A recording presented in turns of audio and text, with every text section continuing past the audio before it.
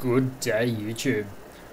This is just a bit of a quick fun video comparison between Pop! OS version 18.04 on the left, version 20.04 in the middle, and 22.04 on the right. So basically the long-term service releases over the last 4 to 6 years, depending on how you count them. And it's really just a bit of a visual comparison to see Pop! OS through the years. So Pop! OS is actually quite a very popular operating system there. It's running on the GNOME or GNOME desktop environment there, but they have actually through the years, you can see, started to customize it to make it look a bit more prettier or nicer, or into its own skin sort of, so its own version of the GNOME desktop environment there. And I guess that's why I like Pop! OS, because there's very few Linux distros out there that choose to, I suppose, make a very beautifully customized version of the excuse me, the GNOME interface. So I'm a bit of a fan of that one there. Now, if we sorry about I've just pulled up a few things. The problem with GNOME is that you can't always see this little minimize button, which is on the latest release. It's not actually on the first two. So how do I minimize this? I suppose I right click and go minimize. I'm not a fan of the older way because obviously there's 2 clicks instead of 1. But basically, here we go. We can see it a little bit better there. What we'll do is, right click and have a look at the context menu. So that's pretty much of a muchness. You can see it's going with a bit more of a darker mode as the years go by, the newer releases, so that's nice to see there. Let's jump across to the file managers here as well and see what's going on here.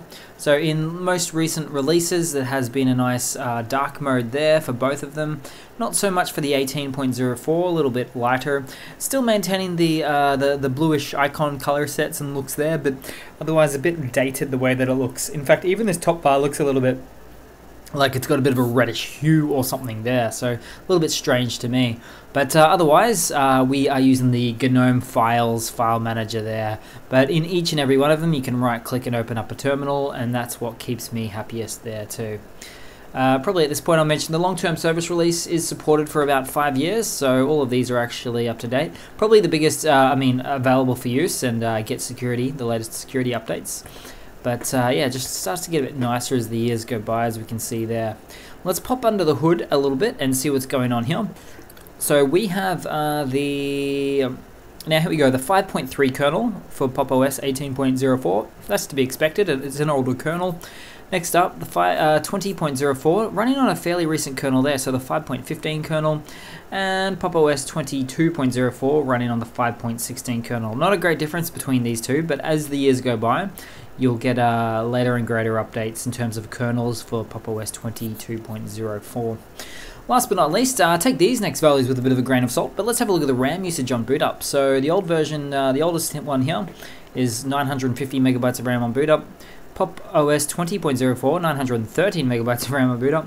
And to be expected, the latest and greatest does use a bit more RAM, so 1.09 gigabytes of RAM on boot up. So a little bit more in general as the years go by. That's not quite accurate to say, but you know what I mean there.